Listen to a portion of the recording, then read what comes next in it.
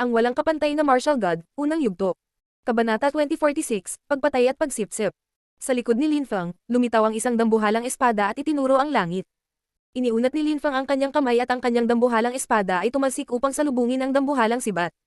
Nagsalpukan sila ng husto upang magsimula ng isang bagyo. Lumipad si Linfang nang lumitaw ang isang holy spirit sa paligid niya. Pinakondense niya ang lakas ng hangin para bumilis. Umiling si Wang Jian. Tumingin siya kay Linfang at nag-flash forward. Ang isa pang lumilipad na sibat ay lumitaw sa kanyang likuran, at kasabay nito, isang dugong sibat ang lumitaw sa kanyang kamay at ang baluti ay lumitaw sa kanyang katawan. Gusto niyang patayin si Linfang. Naging itim ang mga mata ni Linfang. Nagkatawang-tawa ang mga holy spirit sa paligid niya. Siya ay sumuntok, isang Deva Marakalpa holy spirit na lumitaw sa paligid ng kanyang kamao. Natutunan niya kung paano ay condensed ang holy spirit pagkatapos maging isang mataas na antas na emperador. Ang kamao ni Linfang ay itim at puno ng paputok na kidlat. Sinuntok ni Linfang ang lumilipad na sibat at ito ay sumabog. Nanatiling tahimik ang karamihan, nanonood lang at hindi nakikialam. Ang kanilang mga puso ay tumibok ng lahat, bagaman.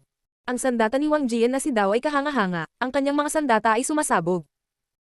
Ngunit ngayon si Linfang ay naging isang mataas na antas na emperador at maaari niyang sirain ang mga armas ni Wang Jian sa pamamagitan lamang ng pagsuntok sa mga ito. Ang pisikal na lakas ni Linfang ay naging mas hindi kapani-paniwala. Gusto ng lahat ng taong iyon na mamatay si Linfang. Siya ay nasa Holy Way stage, siya ay napakatalino. Kung hindi nila siya papatayin ngayon, magiging banta siya sa kanila sa hinaharap. Nakita ni Wang Jian si Linfang na papunta sa kanya. Isang matalim na death sword ang bumungad sa kanya ng mas mabilis. Ang matalim na sandata na si Qi ay bumangon sa himpapawid, habang si Wang Jian ay naging isang napakalaking kaldero. Maaari siyang maglabas ng anumang uri ng sandata. Nakakasakit o nagtatanggol, at ang kanyang mga sandata ay halos hindi masisira. Inilabas ni Linfang ang layunin ng death daw. Ang mga sandata ni Wang Jian ay naglalaman din ng lakas ng kaluluwa. Napabuntong hininga si Linfang sa paghanga, si Wang Jian ay talagang may talento, at ang kanyang layunin sa Dao ay hindi kapani-paniwala. Napakalakas niya. Sino ang mas malakas sa pagitan niya at ni Zuo Qing, na may Diamond Indestructible King type body? Ikanaway ni Linfang ang kanyang kamay at lumitaw ang mga sinaunang imprint sa paligid niya. Ang kanilang invisible at intangible na lakas ay nakapalibot kay Wang Jian. Ang mga sinaunang imprint ay mukhang ibang mga mundo. Hindi siya nakatakas. Isang talamang lumitaw sa mga kamay ni Wang Jian, itinaas niya ang kanyang mga kamay at isang malakas na puwersa ang pumuno sa hangin. Ang hindi kapani-paniwalang lakas ay namuo at naging isang Asher Dragon, na umungal ng mapanghamon. Place rate. Umuungol ang hangin sa paligid ng dragon, nagagawa nitong putulin ang kahit ano. Nakalaya ito mula sa World of the Living Imprints. Ang mga sandata ni Wang Jian ay talagang mapanganib. Gayunpaman, pagkatapos na maghiwalay ang World of the Living Imprints, nakita ni Wang Jian ang isang nakakatakot na dambuhalang espada na sumugod sa kalangitan patungo sa kanya. Tila naglalaman ito ng lahat ng uri ng lakas, kabilang ang lakas ng pagmumura.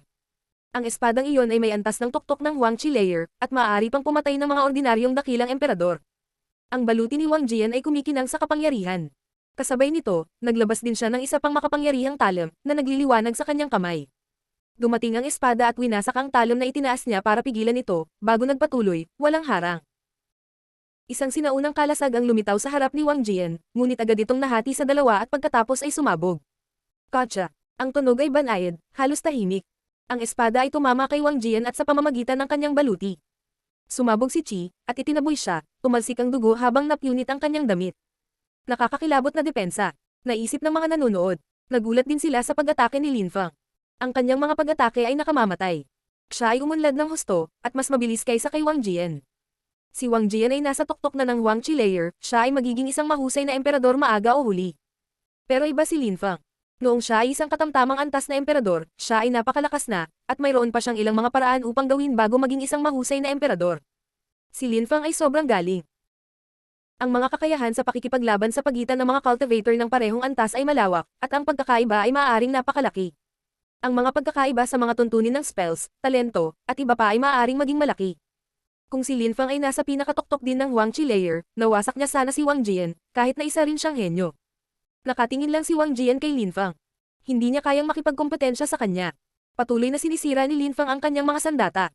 Noong nakaraang beses na nakipaglaban siya kay Linfang, si Linfang ay isang medium level na emperador pa rin. Mamatay. Paputok na sigaw ni Wang Jian.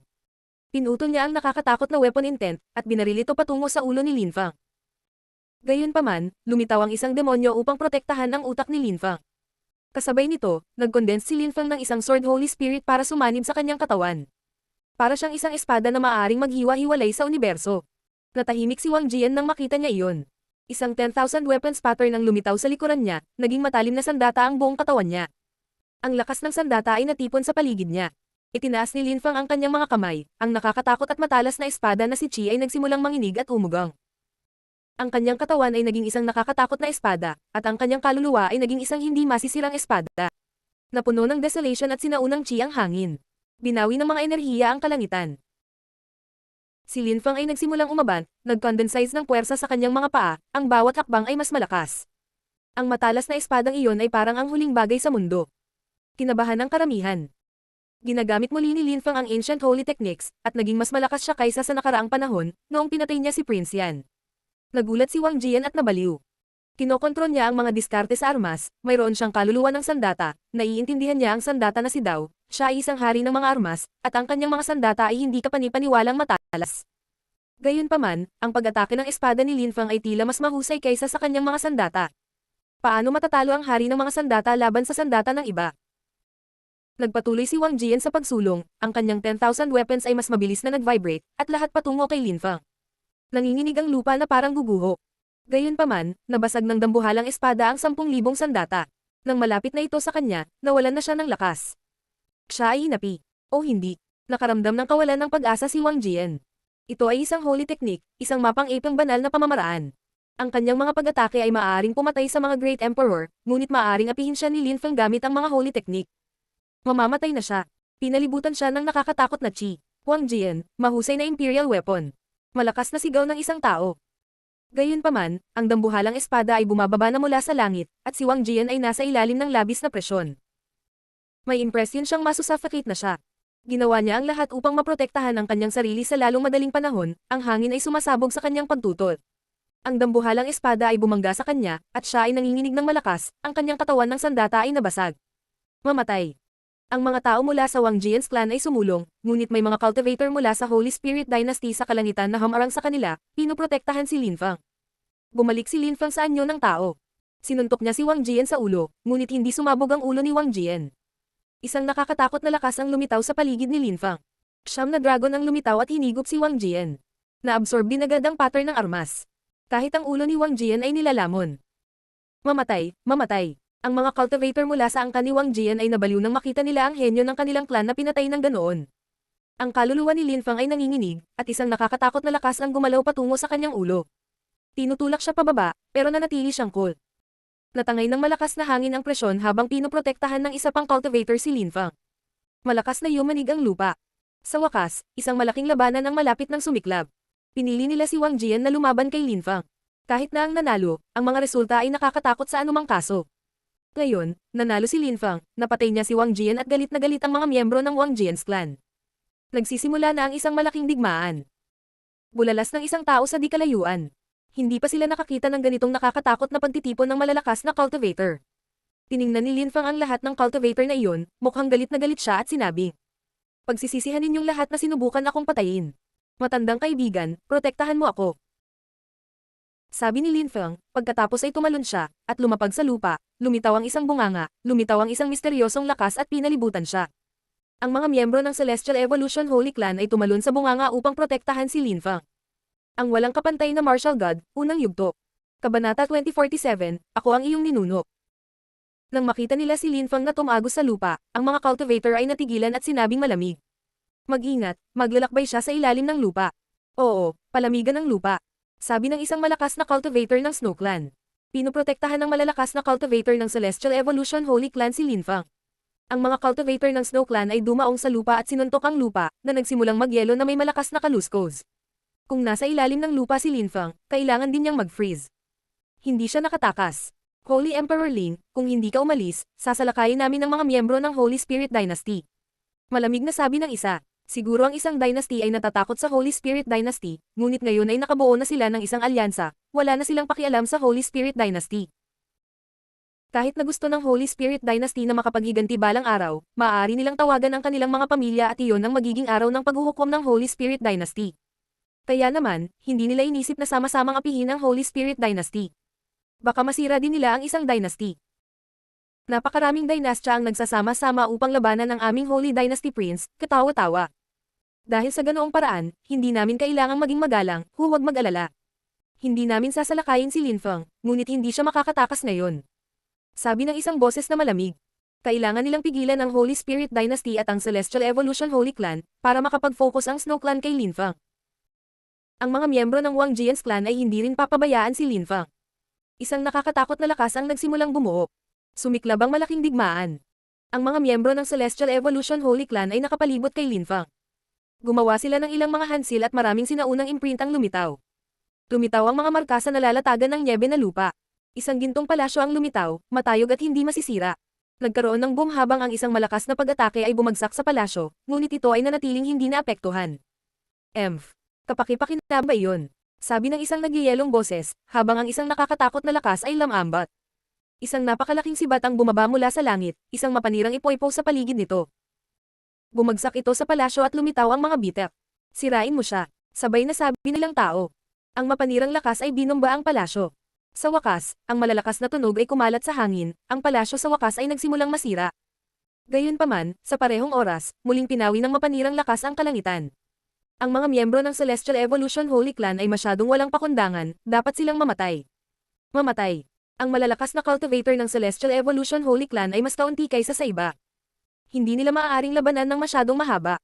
Si Linfeng ay nasa lupa, may isang taong nanunood sa lahat ng malalakas na cultivator sa bakanan ng butas na kinaroroonan niya. Isang bagong nakakabasag na tunog ang kumalat sa hangin. Nabasag ang yelo na nakaharang sa butas at ang sinaunang chi ay bumangon sa hangin. Ano ang nangyayari? Nagulat ang tao ng Holy Spirit Dynasty na nagpoprotekta sa lahat. May ilang chi na lumalabas mula sa butas. Nagulat siya, nakaramdam ng matinding pressure ang kanyang kaluluwa. Ito ay isang tunay na sinaunang chi. Iyan ba ang chi ni Linfeng? Siya ay namangha. Sa sandaling iyon, tumabi ang mga miyembro ng Celestial Evolution Holy Clan. Pinalibutan ng tatlong tao ang mga miyembro ng Holy Spirit Dynasty, isa sa kanila ang sumuntok sa kanila. Parang masisira ang atmosphere. Ang concubine ng Holy Emperor ay natulala. Tumalon siya sa paparating na unos, iminagayway ang kanyang kamay at naputol ang hangin. Gayunpaman, sa sandaling iyon, isang dambuhalang kamay ang humawak sa kanya. Siya ay inaatake mula sa bawat panig. Biglang naging light beam ang concubine, mabilis niyang ginalaw ang kanyang mga kamay. Gayunpaman, hinabol pa rin siya mula sa butas. May malamig na ngumiti sa langit at ubod ng bilis na tumungo sa butas. Gotcha! Ang butas ay binomba at lumaki. Ito ay naging napakalaki, at si Linfeng ay dapat na lumitaw sa kanilang larangan ng pangitain. Nang tuluyang nabasag ang yelo, namangha ang malakas na cultivator. Hindi niya nakita si Linfeng, nakita niya ang isang napakalaking nilalang. Ito ay isang higanti, 3 zang ang taas. Nakatayo siya doon, kasing taas ng isang gusali. Ang kanyang chi ay sinaunang at nagiging mas malakas at mas malakas. Ang puwersa ay patuloy na lumilitaw at namumuo sa kanyang paligid, na nagiging isang bagyo ng kapangyarihan. Ang pababang cultivator sa itaas ng higanti ay namangha at nagsimulang manginig. Hindi niya kayang apihin ang higanteng iyon at mabilis na tumigil sa pagbaba. Ang iba ay nagulat din. Bakit hindi si Linfeng? Bakit nagkaroon ng higanti? Nakita nila si Linfeng na pumasok sa butas, nasaan na siya ngayon? Sino, o ano, ang higanteng iyon? Sa sandaling iyon, itinaas ng higanti ang kanyang ulo, at lumitaw ang mga liwanag na sinag mula sa kanyang mga mata. Tumangala siya sa cultivator sa langit sa itaas niya na lalong nagpang-inag sa lalaki. Ito ay isang sinaunang walang katulad na cultivator, at ang kanyang mga mata ay nag-aalab sa karahasan. Tumalon ang higanti mula sa butas, ang kanyang mga paa ay napakalaki, humawak siya patungo sa cultivator sa itaas niya. Ang cultivator sa itaas ng higanti ay isang Celestial Emperor, ngunit hindi niya naramdaman ang pakikipaglaban sa isang higanti, kaya sinubukan niyang tumakas. Gayunpaman, iniunat ng higanti ang kanyang kamay at lumitaw ang isang napakalaking imprint na pinahihirapan ang buong rehiyon. Ang Celestial Emperor ay sumigaw ng desperadong, ang pag-ataking iyon ay nagpahirap sa lahat. Kasabay nito, iniunat ng higanti ang kanyang napakalaking kamay at hinawakan ang cultivator. Ang cultivator ay may impresyon na siya ay masusuffocate. Hindi. Galit na sigaw ng Celestial Emperor. Nababaliw na siya. Hinawakan siya ng higanti at ngayon ay hindi na siya makagalaw. Sa sandaling iyon, muling naging kalmado ang kapaligiran. Ang higanti ay mukhang isang Saint Emperor, siya ba ay isang Saint Emperor noong unang panahon? Hindi, iyon ay. Ang Holy Emperor ng dinastiyang Qin ay namangha at nakatitig sa higanti. Ang Qin ay iyon, ang higanti, imposible. Hawak ng higanti ang Celestial Emperor, na mukhang maliit kung ihahambing sa kanya. Siya ay desperado at sumigaw. Guro, wala akong ginawa. Patawarin mo ako. Akala ko ba gusto mo akong patayin?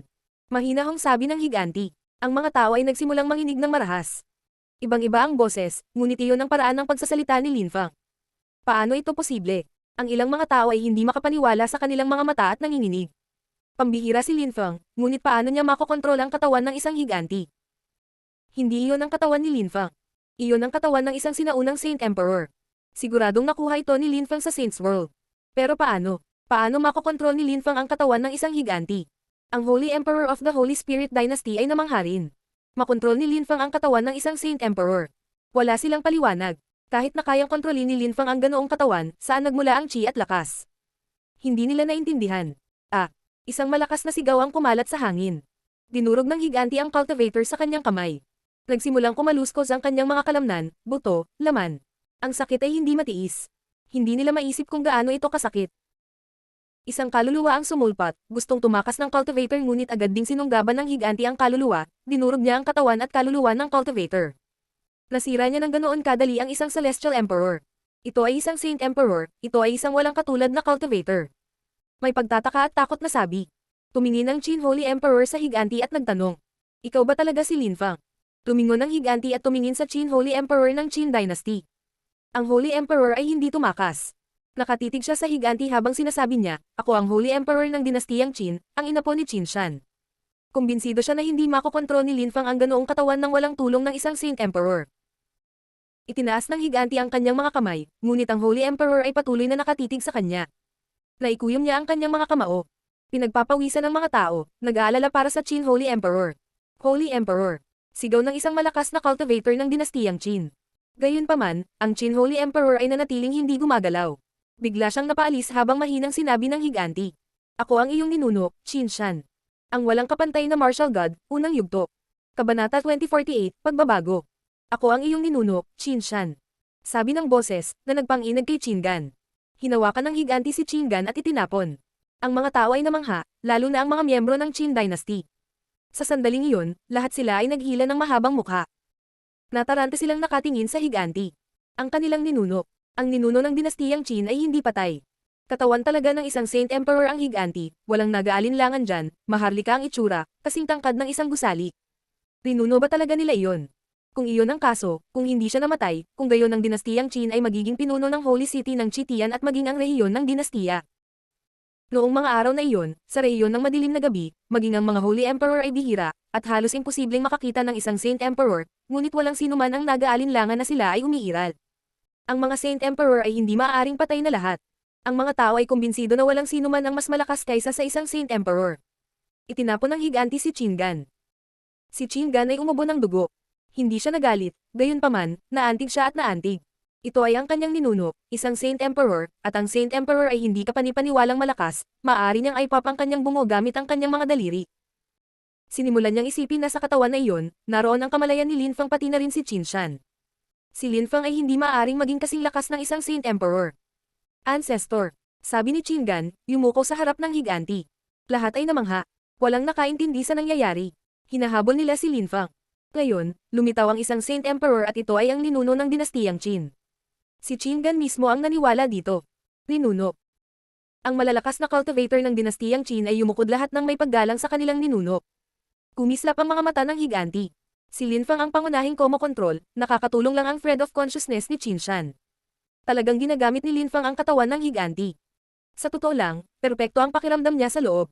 Ang kanyang kaluluwa ay hindi nanginginig kahit kaunti. Napaka-responsive ng katawan. Ang mga miyembro ng dinastiyang Qin ay mga inapo ni Qin Shan. Kinokontrol ni Linfeng ang lakas ng kanilang ancestor sa sandaling iyon. Hindi kayang patayin ni Linfeng ang mga miyembro ng Qin Dynasty gamit ang katawan ni Qin Shan, iyon ay magiging labis na kawalang galang, kaya gusto lang ni Linfeng na turuan si Qin Gan ng magandang aral. Sinulyapan niya ang lahat ng miyembro ng Qin Dynasty ngunit nanatiling tahimik. Gayunpaman, lahat sila ay nakaramdam ng pressure dahil sa katahimikan yun.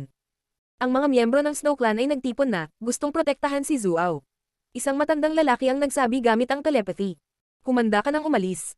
Naunawaan nilang lahat na hindi nila kayang harapin ang isang Saint Emperor. Hindi lang ang mga miyembro ng Snow Clan ang gustong umalis, ang iba pa na dumating para palibutan si Linfeng ay ganoon din ang ginawa. Kaya naman, nang tingnan ng higanti ang mga miyembro ng Snow Clan, parang may sisabog. Tumitaw ang mga snowflake sa lahat ng dako, at ang mga miyembro ng Snow Clan ay nawala sa snow. Isang nakakatakot na lakas ang pumuno sa hangin. Nang mawala ang mga snowflake, nakita ng higanti na wala na ang mga miyembro ng Snow Clan na pagtanto ng lahat na si Linfeng ay hindi mamamatay ngayon. Kung wala ang tulong ng Snow Clan, walang makakagawa ng anuman laban sa kanya. Ang mga miyembro ng Mon Palace ay naglabas din ng mga gintong ilaw at nawala sa loob, umalis ng walang pag-aalinlangan. Isang Saint Emperor ang naroon, pagkatapos ng lahat. Terena, unti-unti, parami ng parami ang nagsimulang umalis. Gayunpaman, sa sandaling iyon, tumingin ang higanti sa mga miyembro ng angkan ni Wang Jian at isang nakakatakot na lakas ang bumangon. Pumunta. Pumunta ka dito, sa tingin mo makakaalis ka ng ganon kadali. Malamig na sabi ng higanti, ngunit nanunuya. Humihip ang hangin. Ang higanti ay gumawa ng isang hakbang, at pangalawa, at pangatlo. Sa bawat hakbang, nakakagalaw siya ng 10,000 metro. Harangin. Sigaw ng mga miyembro ng Wang Jian's clan, inilabas ang kanilang chi. Lahat sila ay naging mga espada at kumilos ng mabilis hanggat maaari. Gayunpaman, sa parehong oras, sinundan sila ng higanti at pinalapot ang isang sinaunang chi. Naglabas ang higanti ng isang napakalaking sinaunang kampana, at pinatunog ito ng isang beses. Maraming tao ang agad na umubo ng dugo. Kasabay nito, ang mga espada ay may pakiramdam na sila ay natigil sa gumagalaw na buhangin. Humakbang muli ang higanti at humarap sa mga taong iyon. Isang kakilakilabot na lakas ang tila nagkulong sa hangin sa lugar. Naninigas ang kanilang mga kalamnan. Ang nakakatakot na sinaunang chi ay sumisipsip ng puwersa ng lupa at langit. Ang mga nagsisikap na tumakas ay nakipaglaban ng walang kabuluhan. Hindi. Sigaw ng isang tao sa gulat. Sunod-sunod na dinurog ng dambuhalang kampana ang mga cultivator. Sumabog ang kanilang mga katawan, at nagkalat ang kanilang mga kaluluwa. May nakaiwas at nakalayo ng buong bilis. Isa itong Saint Emperor. Hindi siya pinansin ni Lin Fang. Alam niyang kayang-kaya niyang kontrolin ang katawan, ngunit hindi niya ito maabutin, kung hindi ay nadudurog niya ito. Ang isang Saint Emperor ay wala sa harap ng isang Saint Emperor. Imposible sana ang pagtakas. Uminom ng alak si Shi Julao Xian habang dinudurog ang mga Saint Emperors. Ang iba pang miyembro ng angkan ni Wang Jian ay hindi nakatakas at lahat ay namatay doon. Pagkatapos, tumingin ang higanti sa iba at napagtanto na ang lahat ay nasa malayo. Ang mga Celestial Emperors ay talagang napakabilis. Siyempre, naroon pa rin ang mga miyembro ng dinastiyang Qin. Itinaas nila ang kanilang mga ulo at lahat ay tumingin sa kanilang ninuno. May magbabayad ng presyo ngayon. Walang pakialam na sabi ng higanti. Hindi pa siya masyadong nagsasalita, ngunit narinig siya ng mga tao sa malayo at kinilig. Sino ang magbabayad ng presyo? Ang mga dinastiya at ilang ancient holy clans ay nagpadala ng mga tao upang patayin si Lin Fang. Sino ang may pananagutan niyan? Ginamit ni Lin Fang ang tulong ng Saint Emperor. Hindi na niya ito mauulit sa mahabang panahon, at marahil ay hindi na siya magkakaroon ng ganoong pagkakataon. Kailangan niyang pahalagahan ang pagkakataong iyon. Habulin niya lang kaya ang mga taong iyon. Titigil ba sila sa panggigipit sa kanya sa hinaharap? Kailangang mabaliw siya. Kinailangan niyang yumanig ng husto ang Chitian Holy Town, kailangan nilang maalala siya magpakailanman. Kailangan niyang turuan sila ng magandang aral. Dong, ang higanti ay gumawa ng isa pang hakbang, ang karamihan ng tao ay yumanig ng marahas. Saan nagpunta ang higanti? Ang mga miyembro ng dinastiyang Qin ay natulala. Nagtipon sila sa likod ni Qin Gan at nagsabi, Holy Emperor, iyon ba talaga ang ating ninuno? Siyempre, sa palagay mo ba ay magagawa nating manatili dito at manatiling ligtas at maayos kung hindi? Sabi ni Qin Gan. Wala na siyang pag-aalinlangan, ang problema lang ay gusto rin ng kanilang ancestor si Lin Fang. Huminga ng malalim ang Holy Emperor of the Holy Spirit Dynasty. Siya ay namangha. Isang Saint Emperor. Hindi niya akalain na si Lin Fang ay tutulungan ng isang Saint Emperor. Nanatiling kalmado at kalmado si Yandi. Tumawa siya at sinabi, Bata, nakita mo ba iyon? Yan ang alagad ko, hindi magtatagal, sisikat na rin siya gaya ko. Nang marinig ni Fu Hei si Yandi, naisip niya, kailan pa sikat si Master. At iyon ay isang Saint Emperor. Napatingin ng Imperial Concubine sa higanti sa di kalayuan, nanginginig siya. Nasaan si Lin Fang? Tumingon siya at muling tumingin sa butas. Nandoon pa rin ang mga miyembro ng Celestial Evolution Holy Clan, kasama si Yandi. Ang daos na pari na iyon ay tiyak na baliw, ngunit siya rin ay misteryoso at hindi maarak. Kahit na hindi niya alam kung ano ang nangyari kay Lin Fang, alam niyang may mga sikreto ito. Tahimik lang siyang nakatayo doon nanunood. Sa dinastiyang TNC, ang lupa ay patuloy na nanginginig ng marahas. Nagtaas ng ulo ang mga tao at nagtatakang tumingin sa higanti. Ano ang nangyayari? Bakit dumating ang higanti sa dinastiyang TNC? Walang cultivator mula sa kanilang dynasty ang makakalaban sa higanti. Sa wakas, nang dumating ang higanti, ang Holy Emperor na si TNC ay lumapag sa harap nito, ang kanyang mukha ay nakamamatay na mapatla. Nagmukha siyang mas matanda bigla. Pinili ng Saint Emperor ang kanilang dinastiyang TNC para ilabas ang kanyang galit. Master, ano ang gagawin mo? Tanong ni Holy Emperor TNC. Hindi niya alam kung ano ang gagawin laban sa ganoong cultivator. Mamamatay sila kung walang tumulong sa kanila. Hindi na siya nang ahas na lumaban kay Zuao, at sa harap ng isang Saint Emperor, siya ay walang tao. Kailangan ng TNC Dynasty na baguhin ang kanilang Holy Emperor. Mahinahong sabi ng higanti. Parang ordinaryo lang ang sinasabi niya. Sa isang simpleng pangungusap, mapapasyahan niya ang kapalaran ng isang Holy Emperor. Kailangang baguhin ang Holy Emperor. Ang walang kapantay na martial god, unang yugto. Kabanata 2049, Kabunga. Si Holy Emperor TNC ay tumangala sa higanti, takot na takot. Sinundan niya ang Snow Clan upang patayin si Lin Fang at ngayon ang mga kahihinatnan ay trahedya. Kaharap niya ang isang Saint Emperor na nagsasabi sa kanya ng kanyang oras bilang Holy Emperor ay tapos na. Mukha siyang kalmado at malayo, ngunit naunawaan ni Holy Emperor TNC na malamang na siya ay mamamatay. Napakaraming dynasties ang nagsanib kamay upang patayin si Lin Fang, at si Lin Fang ay nagpatawag ng isang Saint Emperor bilang kapalit. Para kay Holy Emperor TNC, ito ay isang tunay na trahedya. Kung ang Saint Emperor ay galit na galit, maaari niya itong pabagsakin at maging alabok. Alam niyang taglay ng Saint Emperor ang kapangyarihang iyon. Paano trahedya, ngunit ito ay katotohanan. Gusto kong malaman kung ikaw si Lin Fang o Qin Shan. Sabi ni Holy Emperor TNC. Mamamatay na siya kaya gusto niyang malaman kung sino ang papatay sa kanya. Ako si Lin Fang at ang Saint Emperor. Walang emosyong sabi ng higanti. Tumanggo si Holy Emperor TNC at ibinigay ang lahat ng kanyang ari-arian sa isang matandang lalaki na nakatayo sa tabi niya. Holy Emperor. Sabi ng matanda, naninigas ang mukha. Tiyo, maaari kang maging Holy Emperor sa ngayon. May potensyal sina Chen at Piao Zhu, sa hinaharap ay maaari mo silang piliin, o ibang tao. Sabi ni Holy Emperor TNC. Lungkot na lungkot ang itsura ng matandang katabi niya. Okay, kahit wala ako, ang TNC Dynasty ay mananatiling TNC Dynasty. Sabi ni Holy Emperor TNC na may malungkot na ngiti. Lumapit siya kay Lin Fang at sinabi. Gusto mo akong patayin dahil sa nangyari ngayon, tama ka, pero anuman ang mangyari, haantong ka sa akin, maaga o huli. Pagkatapos, ipinikit ni Holy Emperor TNC ang kanyang mga mata, handang harapin ang kamatayan. Nanatiling tahimik ang lahat sa dinastiyang TNC. Ang mga cultivator na nagtipon doon ay lahat ay nakatitig sa higanti. Itinaas ng higanti ang kanyang kamay at ibinaba iyon. Kahit na siya ay durog, ang mga miyembro ng dinastiyang TNC ay halos hindi makapaniwala na ito ay totoong nangyari. Umalis si Lin Fang sa TNC Dynasty, hindi na siya maaaring manatili ng ganito ng mas matagal. Pinatay niya ang Holy Emperor ng TNC Dynasty para patunayan sa lahat na hindi nila magagawa ang anumang naisin nila sa kanya. Maiintindihan na ng lahat ng nasa Holy City ng Chitian. Gaya ng inaasahan ni Lin Fang, nang mamatay si Holy Emperor TNC, mabilis na kumalat ang balita saan man sa Chitian Holy Town. Walang nagsasalita, lahat ay nagpipigil ng kanilang mga dila. Sobrang pressure. Masyadong natakot ang mga dinastiya. Ang kanilang mga Holy Emperor, matatanda, at pamilya ay maaaring mamatay. Namatay si Holy Emperor TNC. Wala nang nagsasalita tungkol kay Lin Fang, sinasabing naging bawal ang pangalan ni Lin Fang. Ang lahat ng iyon ay dahil sa pagkakaroon ng Saint Emperor. Napagtanto ng mga tao sa Chitian Holy Town kung gaano kalakas ang mga Saint Emperor. Siyempre, maraming tao ang nadama na mas determinado, lahat sila ay nais na malampasan ang kamunduhan, makamit ang kabanalan, at tumingin sa mga Saint Emperors na parang mga insekto. Bumalik si Lin Fang sa larangan ng digmaan at lumubog muli sa lupa. Ang kanyang Holy Chi ay nagkalat at naglaho. Sa lupa, pumasok si Lin Fang sa mundo ng kanyang espiritu at iniwan ang katawan ng Saint Emperor. Naramdaman niyang sisabog na ang ulo niya. Nakaramdam siya ng matinding panghihina at sakit. Sa lakas ng Huang Chi layer, ang paggamit ng katawan ng isang Saint Emperor ay nakakapagod. Kung wala ang kamalayan ng Saint Emperor, hindi niya ito magagawa. Naghihintay si Yandy sa lupa sa labas. Pinaikit niya ang kanyang mga mata at tumingin sa butas. Iniisip niya kung ang pagkuha kay Lin Fang ay ang pinakamahusay na solusyon o hindi.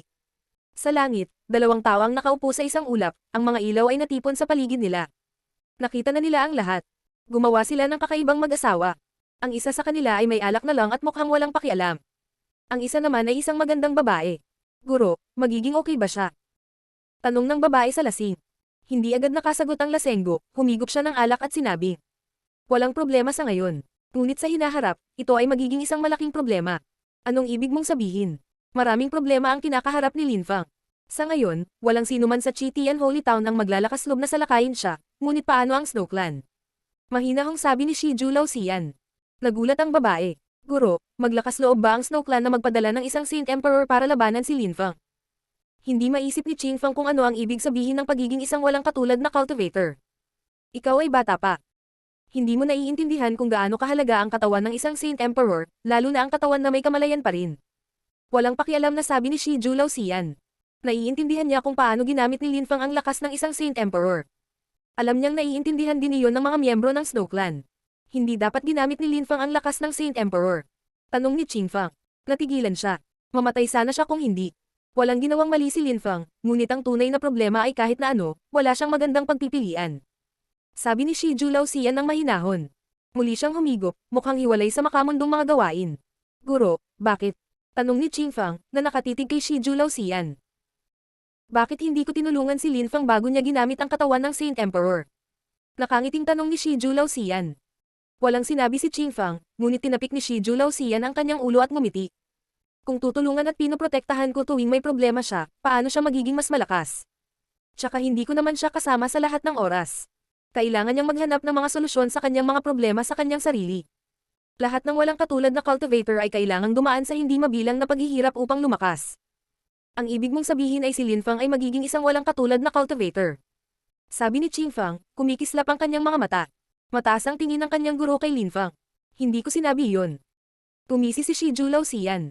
Gayunpaman, ang paggamit ng lakas ng isang Saint Emperor ay isang bagay na kamangha-mangha para sa kanya, ito ay may maraming mga pakinabang. Guro, paano kung aatakehin ng isang Saint of the Snow Clan si Lin Fang? Siguradong mamamatay siya. Tanong ni Qingfang sa kanya.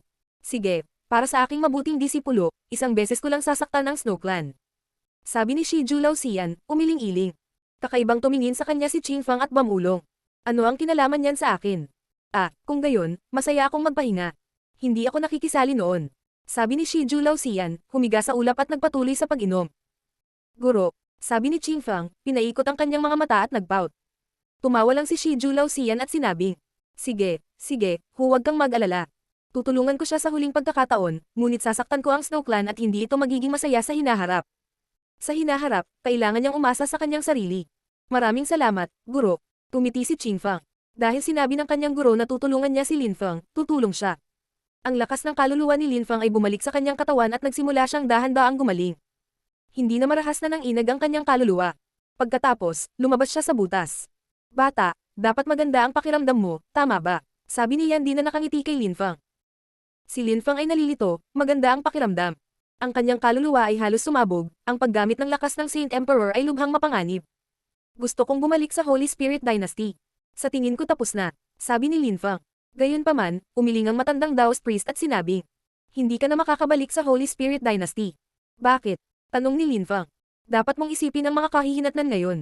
Sabi ni Yan Di, hindi maintindihan ni Lin Fang. Sino ang maglalakas loob na sasalakayin ako ngayon? Tanong ni Lin Fang. Ang Holy Emperor ng Snow Clan. Paliwanag ni Yan Di. Kumunat ang noo ni Lin Fang at nanatiling tahimik ng ilang segundo. Kung talagang gustong atakihin ako ng isang Saint Emperor, saan ako pupunta? At magpapadala ba talaga ang Snow Clan ng isang Saint Emperor para labanan ako? Sige, bumalik ka sa Holy Spirit Dynasty. Sabi ni Yan Di, napailing si Lin Fang. Hindi niya naintindihan. Bumalik ka, kung kailangan mo siyang harapin, haharapin mo siya sooner or later. Sabi ng matandang Daoist priest. Pagkatapos, muli niyang sinabi ang Good Heavens. Hindi maintindihan ni Lin Fang. Kung ang Snow Clan ay talagang nagpadala ng isang Saint Emperor upang labanan siya, maaari niyang i-activate ang mga alaalang natanggap niya mula sa Diviner of the Destiny Shrine, at masasabing siya ay mula sa Destiny Shrine. Ang walang kapantay na Martial God, unang yugto. Kabanata 2050, nananatili ang masamang impluensya. Naka-cross-leg siya sa isang Blue Aptala Lotus sa kanyang mundo ng espiritu. Ang lakas ng kosmiko ay patuloy na umiikot sa paligid niya, naroon ang mga cosmic na enerhiya ng 10,000 bagay ng paglikha. Kung wala ang Heavenly Grace Ancient Tree at ang Blue Aptala Lotus, hindi magiging ganoon kabilas si Lin Fang sa mga tuntunin ng cosmic energies. Nag-isip si Lin Fang. Ang mga cultivator ng Zun ay nakapasok sa Huangqi layer kapag ang kanilang puwersa ay pinarami ng isang libo. Pagkatapos nito, ang kanilang katawan ay nagsasama-sama sa lupa at langit sa paligid nila. Gayunpaman, ang tunay na puwersa ng lupa at langit ay walang limitasyon. Kapag gumagalaw ang mga Saint Emperor, patuloy na namumuo ang puwersa sa kanilang paligid at lumilitaw ang mga bagyo sa kanilang paligid. Ang lakas ng lupa at langit ay parang sa kanila. Kailangan lang nilang igalaw ang kanilang kamay para magamit ito, ungol ni Lin Fang. Matapos kontrolin ang katawan ng Saint Emperor, iyon ang naranasan niya. Ang mga Saint Emperor ay walang limitasyon. Ito ay isang napakagandang sensasyon. Maaari rin nilang kontrolin ang mga kaluluwa ng tao. Nang kontrolin niya ang sariling katawan, wala siyang problema at walang hindi kaaya-aya, kasuwato niya ang kanyang sariling katawan. Ngunit nang kontrolin niya ang katawan ng Saint Emperor, napagtanto ni Lin Fang kung gaano kahanga-hanga ang isang kaluluwa ng tao. Kailangan niyang maging mas malakas para maging isang walang katulad na cultivator. Sila ay kabilang sa isang ganap na naiibang mundo. Nagulat si Lin Fang dahil 3 beses siyang nalinas ng lakas ng Deva Marakalpa bilang isang mataas na antas na emperador, at naging mas malakas siya pagkatapos kontrolin ang katawan ng Saint Emperor. Gayunpaman, pagkatapos gumaling, ang kanyang mga kasanayan sa demonyo ay naging mas malakas pa. Pagkatapos noon, bumalik si Lin Fang sa Demon Pond at nilinis ang kanyang pisikal na katawan ng Deva Mara. Ang kanyang pisikal na katawan ay naging mas nakakatakot. Alam ni Linfang na dahil na-control niya ang katawan ng Saint Emperor, mas madali para sa kanya na maging mas malakas. Mas gamaan pa ang pakiramdam niya physically. Ang kanyang kaluluwa at katawan ay naging mas malakas. Lalong naging determinado si Linfang, at mas naging optimistiko sa kanyang hinaharap. Mabilis siyang umunlad. Sa parehong antas ng paglilinang, walang sino man ang maaaring makipagkompetensya sa kanya sa mga tuntunin ng pisikal na lakas. Naka-cross-leg siya sa Blue Aptala Lotus at pagkatapos nito, may lumitaw na pattern ng armas sa likod niya. Hinigop niya ito ng kanyang espiritu, at hinaluan niya ito ng kanyang dugo. Sa wakas ay kumalma na ang kanyang chi. Umupo si Meng Qing hindi kalayuan sa kanya at ngumiti. Rita Zetian, tingnan mo ang iyong ama, marami siyang ginagawa para sa iyo, lumabas ka kaagad. Haha, mabilis din siyang lalabas. Nang marinig ni Meng Qing si Linfang, ngumiti siya. Huminto si Linfang sa pagsasanay sa cultivation at lumapag sa tabi ni Meng Qing. Hinawakan niya ang tiyan ni Meng Qing at naramdaman niyang may gumagalaw. Bata, makinig ka sa nanay mo, baka pagagalitan kita paglabas mo. Tumiti si Linfang. Tumawa si Meng Qing. Huwag mong takutin ang baby natin, kung hindi, hindi siya lalabas. Linfang, sasalakayin ka ba ng Snow Clan? Tanong ni Meng Qing kay Linfang. Noong una ay walang balak si Linfang na sabihin kay Meng Qing ang anuman, ngunit kailangan niyang malaman. Sinabi pa lang ni Linfang sa kanya ang ilang bagay, hindi niya maitago ang katotohanan sa kanya, at ang kanyang perception ay medyo talamak. Ang Snow Clan ay ang kanyang katutubong angkan, at kilala bilang makapangyarihan. Huwag kang mag-alala, maaari kang umasa sa akin. Tumiti si Linfang. Inilagay ni Meng Qing ang kanyang mga kamay sa mukha ni Linfang at marahan siyang tiningnan. Kung hindi ka makaligtas, maaari akong bumalik sa Snow Clan. Ang iyong kaligtasan ang pinakamahalagang bagay. Mayroon akong Celestial King type na katawan, ang Snow Clan ay walang gagawin sa akin. Silly girl. Sabi ni Linfang, hinaplos ang pisngi ni Meng Qing bilang ganti. Hinalikan siya nito sa labi. Pareho silang nakangiti, naiintindihan ng isa't isa nang hindi nagsasalita. Linfang, sa tingin mo ba mas magiging kamukha mo o ako si Lin Zetian? Inilagay ni Meng Qing ang kanyang ulo sa balikat ni Linfang at ngumiti. Mas maganda kung mas kamukha mo siya. Masayang tugon ni Linfang. Tumawa si Meng Qing at nagtaka. Magiging katulad mo ba siya? Maglalakbay ba siya sa buong mundo at sasaktan ang maraming babae na tulad mo? Tumawa si Linfang at sinabing, haha, hindi ba't maganda?